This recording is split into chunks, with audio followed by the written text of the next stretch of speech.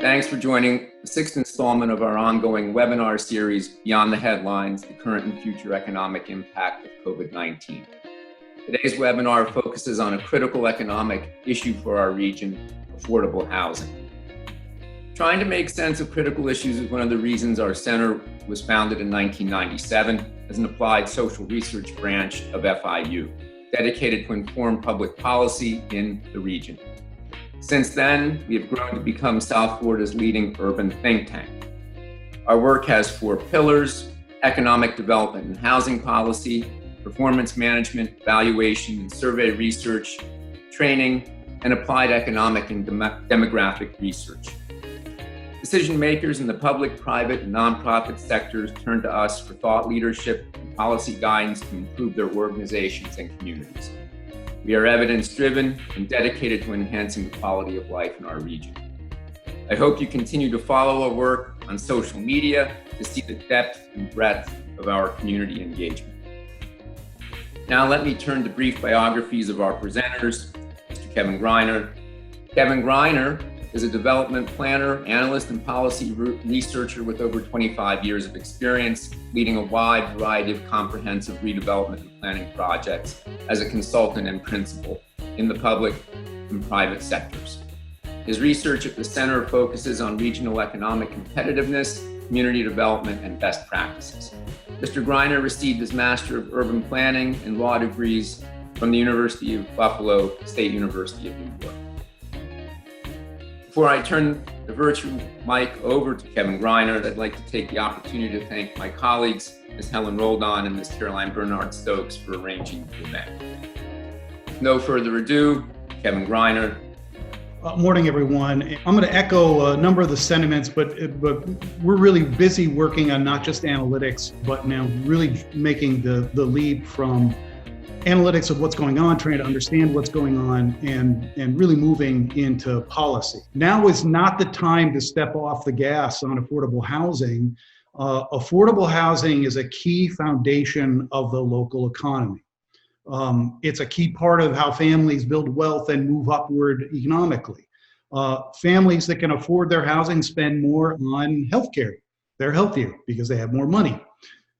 Families that have more money because their housing is affordable spend more money in the local economy, and that's good for everybody. Affordable housing helps you retain your young talent in particular. And as we've talked about, housing is actually an engine of economic development. It's an engine of job creation. And in Miami-Dade in particular, it's a real engine of small business creation. 60% of all new businesses start out of a home. In Miami-Dade, it's 55% of all employment is with single employers, most of them working out of homes. And in the new post-COVID world, more people will continue to work from home. The number was 25% of the total workforce. That's going to go way up. And importantly, it's also housing is a crucial component of municipal tax revenue. We don't want to see that take a major hit. What we've learned, and this is from our current research and from the experience of the last recession, is that without aggressive public response, the housing market will collapse. And as we're saying, housing policy is now. Job recovery is going to take time. And it's really important. The money that's going into small business support is real important, but recovering those jobs, as I'm going to show, is going to take some time. The housing impacts are going to be right now. We're going to start seeing impacts from the housing market at an accelerated rate. And the solutions, depending on how you look at it, fortunately, unfortunately, are going to be local. There isn't going to be a cavalry coming to the rescue on this in terms of funding from larger government. We need to make the case of really how bad it's going to be. I mean, if you look at the jobs that are being lost, jobs with the lowest educational requirements and lowest pay are the most vulnerable to loss. As you can see, the sectors that are taking the biggest hit, and those that are most vulnerable, it's accommodation, food services, retail trade, administration and waste. Healthcare, the lower paying jobs in healthcare are being shed off. Unfortunately, in Miami-Dade, these are the sectors that we are most concentrated in, so that we're especially vulnerable. As we've seen, 86% of the jobs that are being shedded, and those are most vulnerable, are those paying $40,000 a year or less. So the most vulnerable among us are taking the worst hit. Already, 59% of hourly wage workers have stopped working, and that number is expected to stay relatively constant as more people are laid off, even as some people go back to work. And the worst may not be over. Dr. Murray ran through the numbers, the unemployment numbers so far.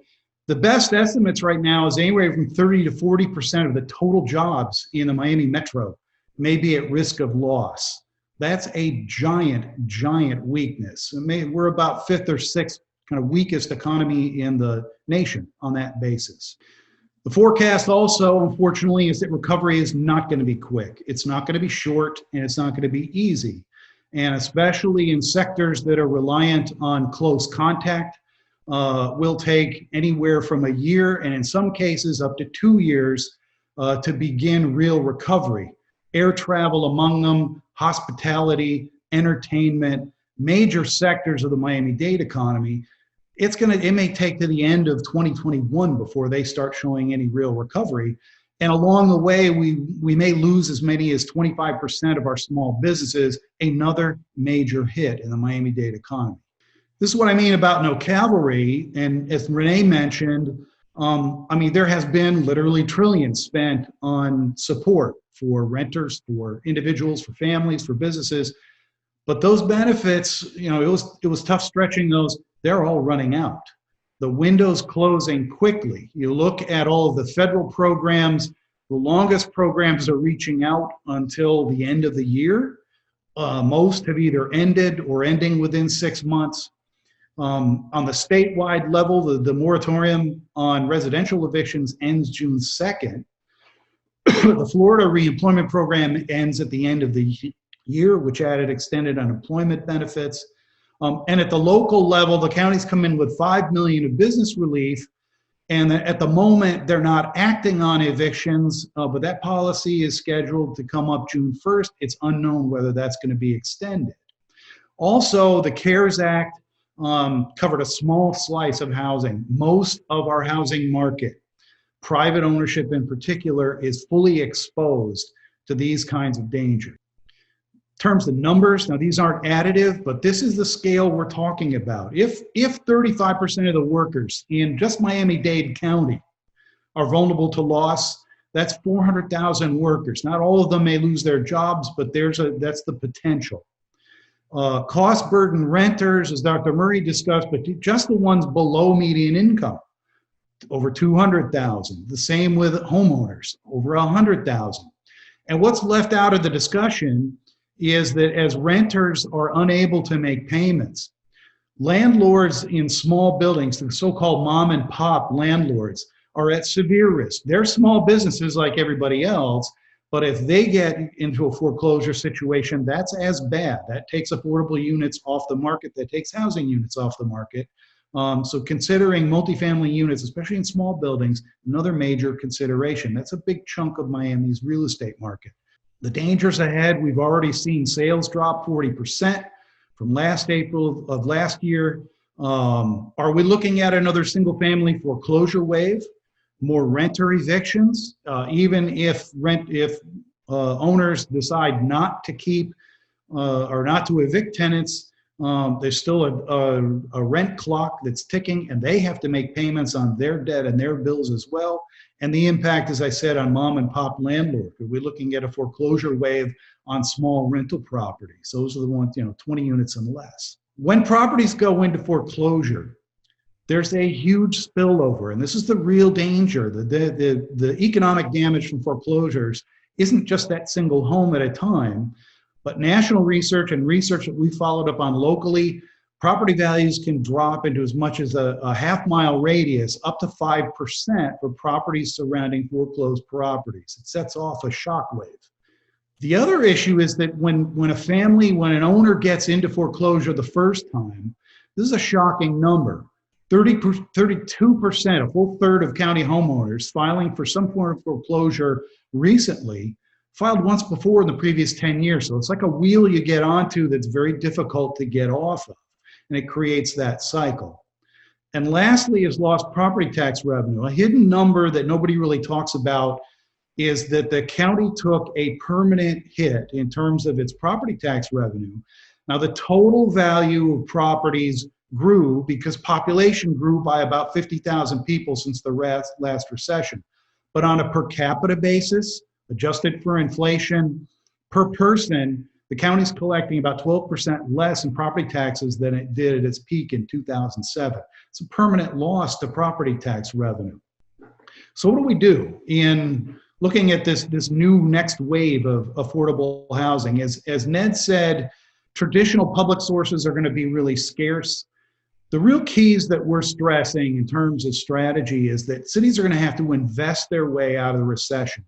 Like I said, this is not the time to lay off the gas, not the time to tap the brakes, but this is time to get aggressive about housing investment as well as economic development because the potential damage is so great.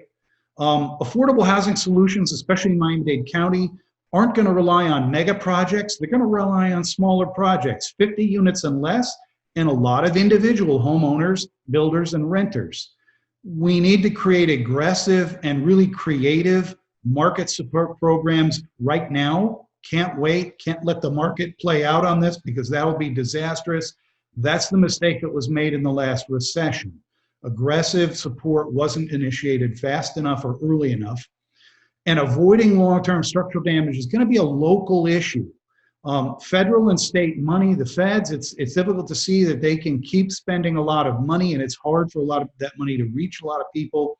So it's going to be a local solution. In terms of really what's available and quickest things to do up front. In terms of strategy, prepare to focus on stabilization. It's keeping people in homes, keeping renters in apartments, most important issues.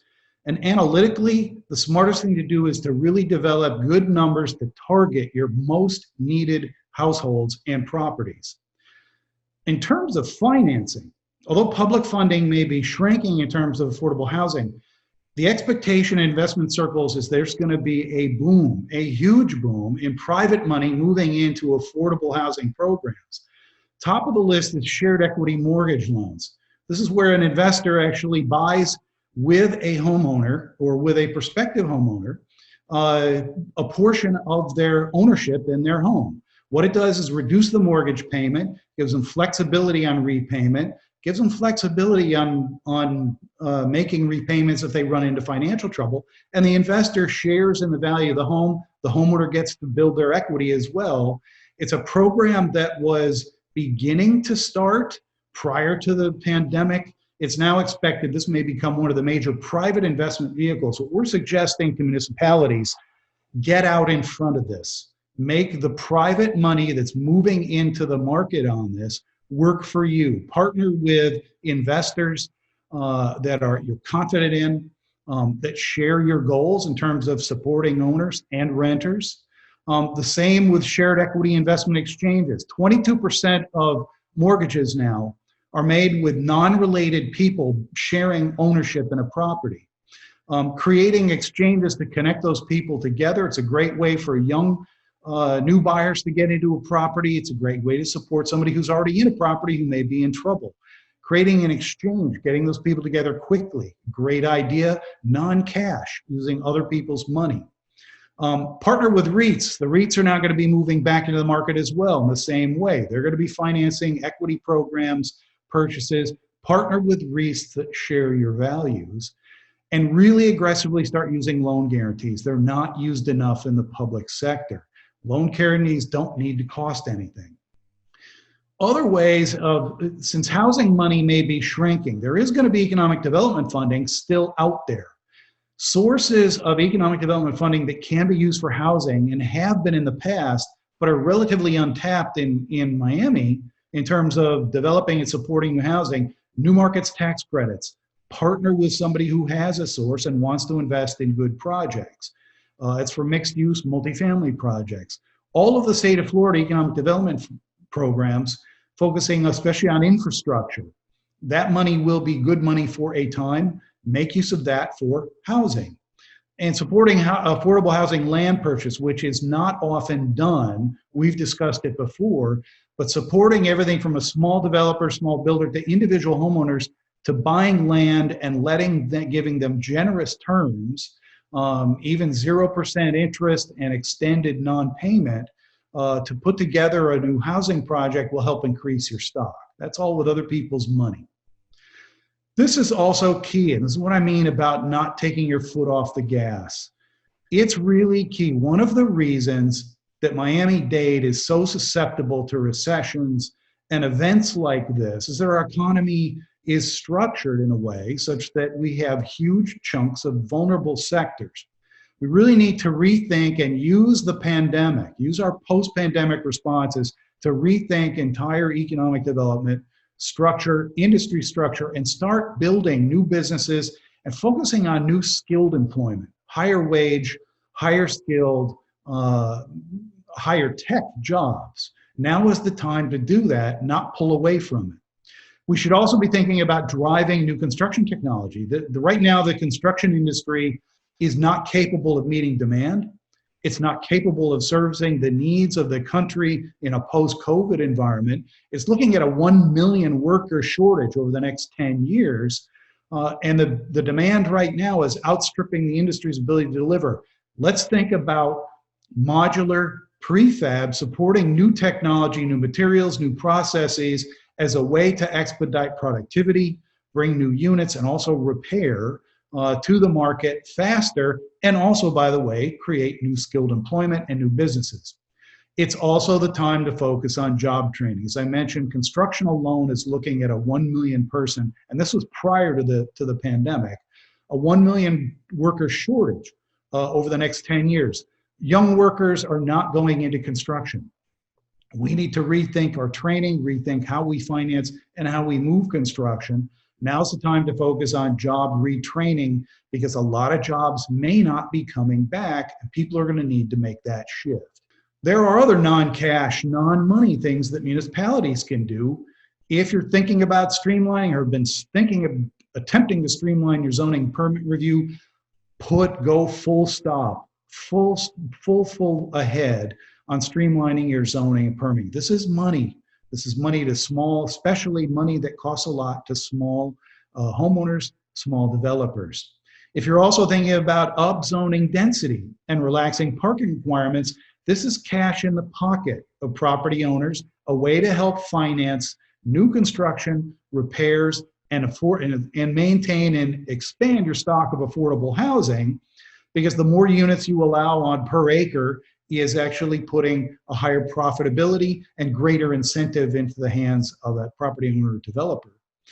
Simplify and centralize your access to affordable housing development and finance programs. It's traditionally been a game for very large developers. It needs to be opened up to everyone, as I'm saying at the end. Small, large, even individual homeowners, because that's who's going to be driving, and renters, who's going to be driving the recovery. The last thing, and this may not seem to be a housing strategic policy, but it really is.